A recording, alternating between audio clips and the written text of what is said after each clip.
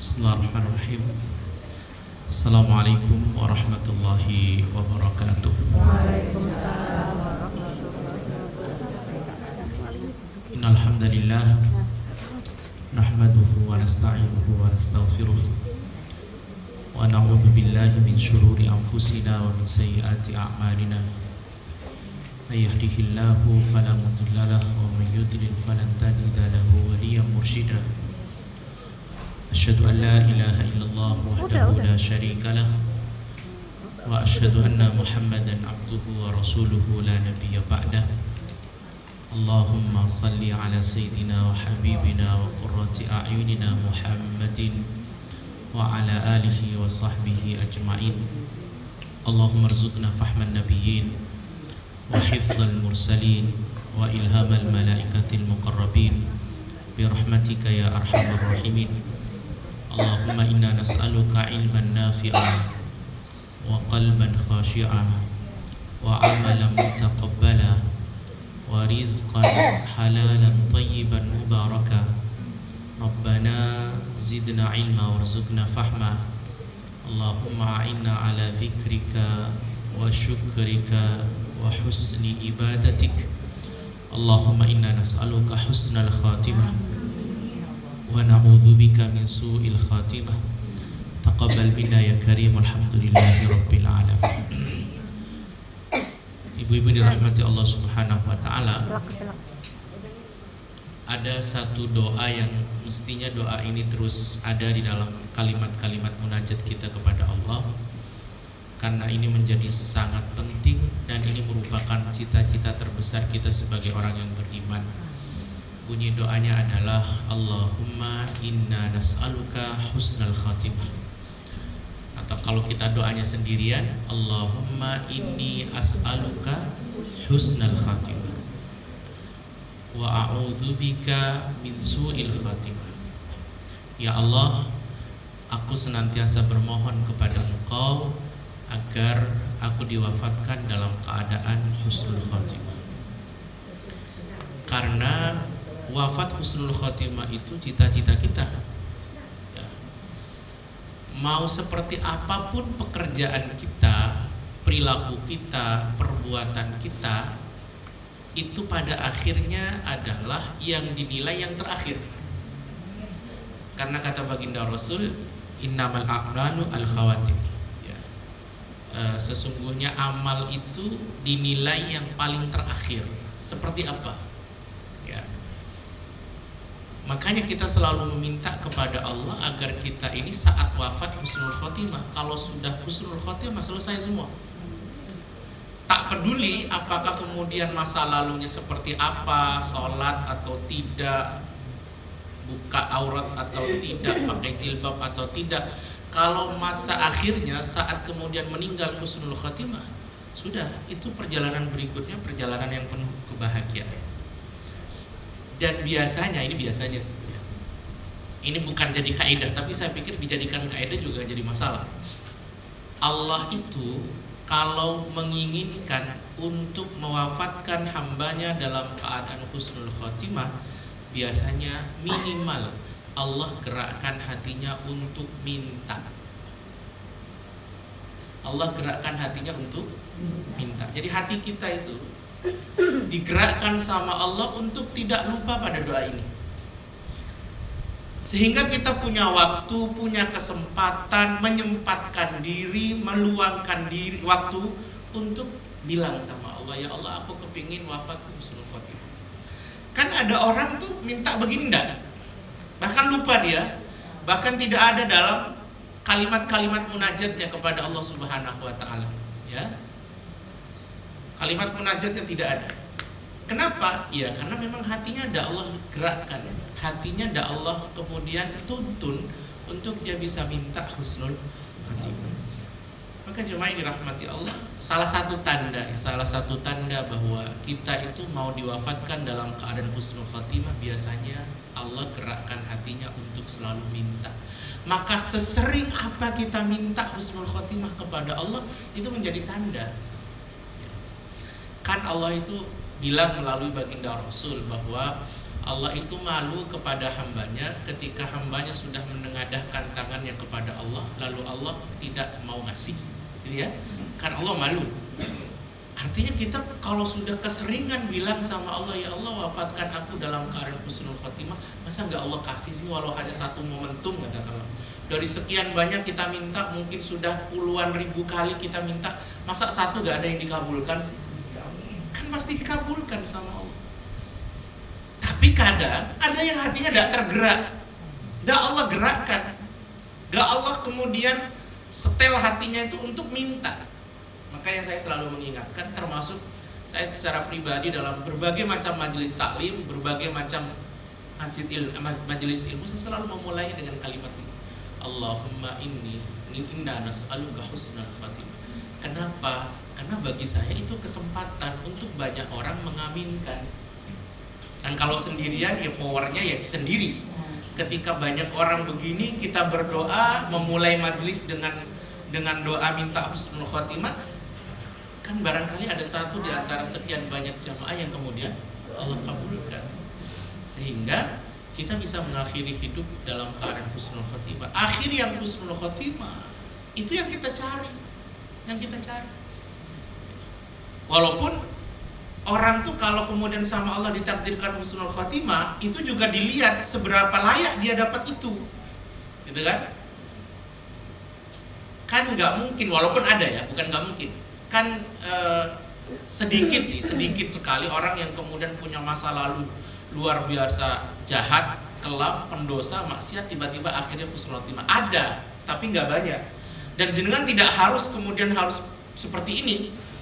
Nggak usah, Ustaz, saya pas muda sekarang foya-foya aja, pas muda seperti ini sekarang saya masih sehat, saya senang-senang aja. Toh pada akhirnya nanti kalau saya sakit saya bertobat. Ya kalau pas sakit punya waktu untuk tobat.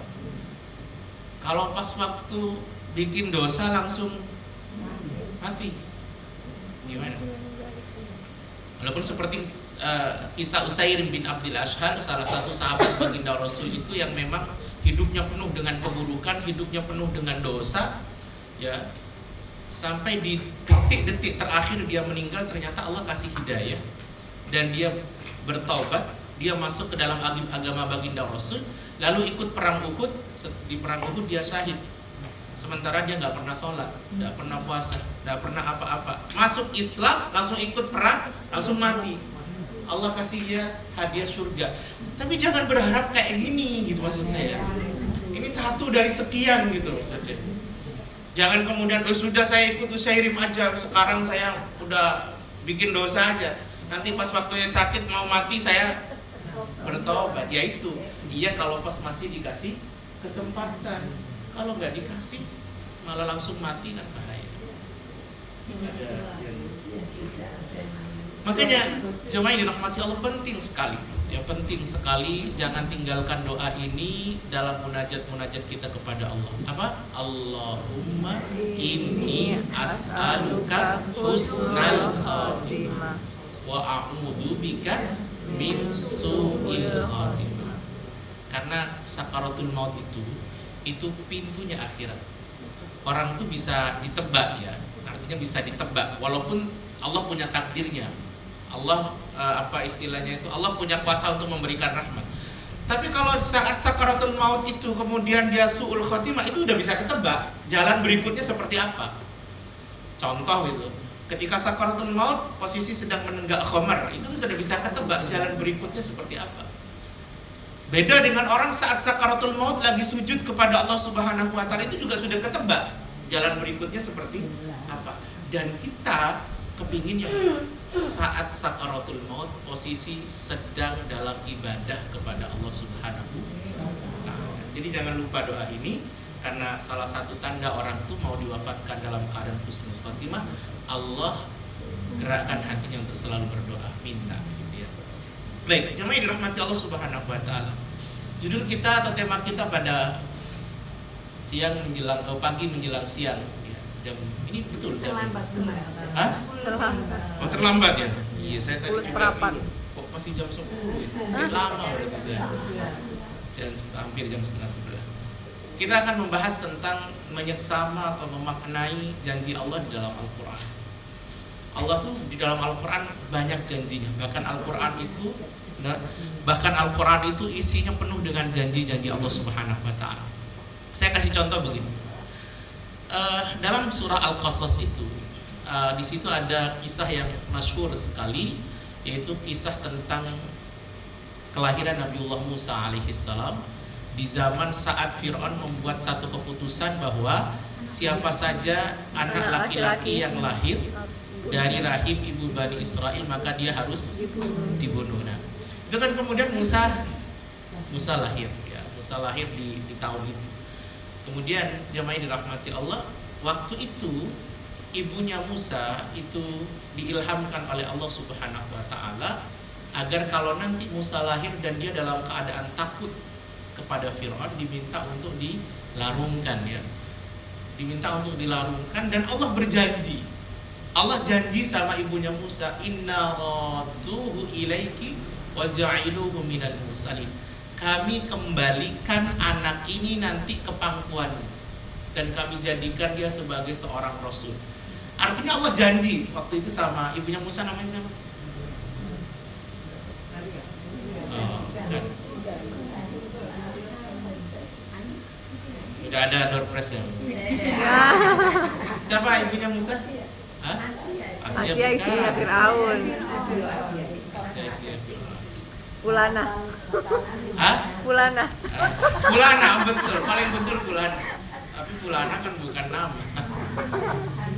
Bukan. Imam Ibnu Katsir dalam kitab Al-Bidayah wa Nihayah menyampaikan ibunya Musa namanya Ayarikha.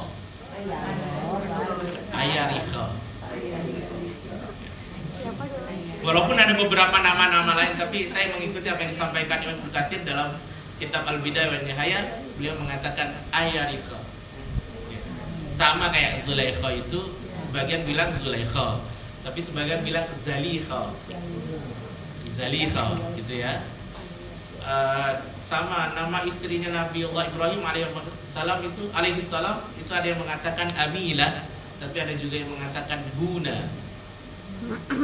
Ya, jadi banyak versi. Cuma istri Nabiullah, ibunya Musa itu namanya Ayarikha. Jadi Allah mengilhamkan kepada Ayarikha untuk melarungkan anaknya kalau nanti memang takut, tapi Allah janji akan dikembalikan. Kita tahu kisahnya, ketika dilarungkan itu ibunya Musa punya anak lagi namanya Maryam, ya, Maryam bintu Imran. Tapi Maryam bintu Imran yang ada di kisah Musa itu tidak sama dengan Maryam bintu Imran yang ada di kisah Isa. Dua hal yang berbeda, ya. Maryam di kisahnya Musa itu mbaknya Musa, Maryam di kisahnya Isa itu adalah ibunya Isa. Tapi sama-sama Maryam bintu Imran, sama-sama Maryam bintu Imran. Maryam itu diminta sama ibunya, tolong anak ini petinya itu diikuti, ya, diikuti. Siapa kira-kira yang nanti akan mendapatkan atau mengambil peti ini? Kita tahu tuh kisahnya, ketika petinya itu sudah mulai hanyut, ternyata itu sampai pada kawasan istananya Fir'aun. Karena istananya Fir'aun itu, Sungai Nil itu masuk pada kawasan istananya Fir'aun. Ketemulah sama Asia, ya kan? Asia kemudian membuka itu, dan pada akhirnya Asia kemudian cinta, suka, sayang, dan Asia minta kepada Fir'aun untuk tidak membunuh. Kata Asia, la taqtulu asa yanfa'ana aw nattakhidahu walada. Jangan bunuh, karena ini bisa jadi bermanfaat buat kita atau kita jadikan sebagai anak. Nah, makanya ini jadi ada perbedaan yang sangat mencolok antara Fir'aun yang hidup di zaman Musa dengan Fir'aun yang hidup di zaman Masyitoh. Bu tahu Masyitoh? Masyitoh itu kan itu nama orang atau nama profesi? Nama profesi. Masyitoh itu nama profesi, nama jabatan. Dia tukang cukur, ya. Tukang sisir. Sisir malah. Sisir.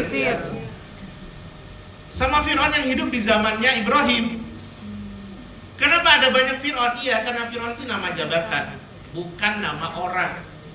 Kalau di kita namanya presiden. Presiden pertama namanya Soekarno, presiden kedua namanya Soeharto, presiden keberapa sekarang? 8. Ke-8 Presiden ke-7 apa ke-8? Ke-8. Jadi ibu-ibu sekalian, Fir'aun itu nama jabatan, sehingga Fir'aun yang hidup di zaman Masyitoh itu dia punya anak, makanya butuh Masyitoh, butuh tukang sisir. Sementara Fir'aun yang hidup di zaman Ibrahim alaihissalam itu Fir'aun yang suka perempuan. Sementara Fir'aun yang ada di zaman Musa itu Fir'aun tidak punya anak. Maka ketika dia ketemu Bunda Asia itu nemu anak, kalau bahasa kita gitu ya, nemu anak, dia sangat kepingin untuk melihara, membesarkan. Maka dia kalimatnya asa ayyam fa'ana au nattakhidahu walada. Bisa jadi anak ini manfaat sama kita atau kita jadikan anak angkat saja. Kan kalau pemimpin itu waktu itu gak punya anak, itu mereka khawatir nanti kekuasaannya setelah dia meninggal diambil sama saudaranya. Makanya dia butuh anak untuk meneruskan estafet kerajaannya. Maka setelah ditimbang-timbang dan tentu Allah Subhanahu wa taala yang ngasih taufik, akhirnya kemudian diputuskan untuk dipelihara. Ketika diputuskan untuk dipelihara, maka yang pertama kali terjadi kepada Musa adalah dia menangis karena dia butuh ASI. Ya, dia butuh ASI. Maka kemudian didekatkanlah kepada dayang-dayang Asia, ternyata tidak ada yang mau. Karena memang Allah menjaga Musa untuk tidak menyusup kepada orang yang tidak jelas dalam bahasa kita. Kemudian dibuatlah satu maklumat, satu pengumuman bahwa istana butuh ibu susuan, ya, ibu susuan. Maka disebar kemana-mana, ke pasar-pasar, ke desa-desa dan lain sebagainya, sampai kemudian informasi itu ditangkap sama siapa? Maryam. Karena Maryam kan yang ngikuti dari belakang. Maryam kemudian mengatakan kepada Bunda Asia, kata Maryam, mau nggak aku kasih tahu siapakah ada seorang perempuan yang terbiasa sudah menerima anak susuan dan dia bisa menjaga dengan baik dan dia butuh duitmu. Dia butuh duitmu. Jadi memang Maryam itu tidak polosan, dia nggak bilang begini, mau nggak aku kasih tahu ibu mana yang bisa nyusui anak ini gitu. Kalau gitu gimana jadinya? Curiga. Berarti curiga, jangan-jangan anak ini ada hubungannya sama ibu itu. Kata Maryam, mau nggak aku kasih rekomendasi ibu susuan yang terbiasa sudah mengambil anak susuan dan dia bisa menjaga dengan baik, plus dia butuh sama duitmu, dia butuh dibayar, berarti kan jasa, ya, jasa. Maka kemudian iya kata Asia, sehingga kemudian didatangkanlah ke istana, kemudian disusui mau, bahkan sampai tidur tuh Musa, saking dari kenyangnya sampai tidur. Saat itulah kemudian Bunda Asia bilang sama ibunya Musa, yang waktu itu kan tidak ditengarai bahwa itu adalah ibunya Musa. Susui anak ini, tinggallah di istana, seluruh perbekalanmu, seluruh operasional rumah tanggamu tuh dijamin sama istana. Kata ibu Musa, nggak bisa. Kenapa nggak bisa? Saya di belakang masih ada suami saya, masih ada anak saya, masih ada hewan ternak saya yang butuh saya openi. Kalau mau anak ini tak bawa, tak susui sampai disapi, setelah disapi nanti dikembalikan. Kata Asia sepakat. Maka kemudian Musa dibawa. Maka dari sini kita dapat satu pelajaran besar bahwa Allah tuh kalau sudah kadung janji pasti Allah tepati. Allah tuh kalau sudah kadung janji pasti Allah tepati. Kenapa? Karena Allah tuh punya sifat innahu la yukhliful mi'ad. Allah itu tidak pernah mengingkari janji. Termasuk ketika Allah berjanji kepada kita semua. Apa kata Allah? Ud'uni astajib lakum. Pernah dengar gak kalimat ini? Apa artinya? Berdoa, mintalah kepadaku, niscaya akan dikabulkan. Ud'uni astajib lakum. Mintalah kalian kepadaku, berdoalah kalian kepadaku. Aku janji, kata Allah. Aku janji, aku akan memberi apa yang kau minta. Benar apa enggak? Terbukti apa enggak? Terbukti apa enggak? Sampai hari ini terbukti? Masya Allah. Biasanya orang akan menjawab, iya benar. Terbukti apa enggak? Diam dia. Terbukti ya? Masya Allah. Allah tuh bilang, ud'uni astajib lakum.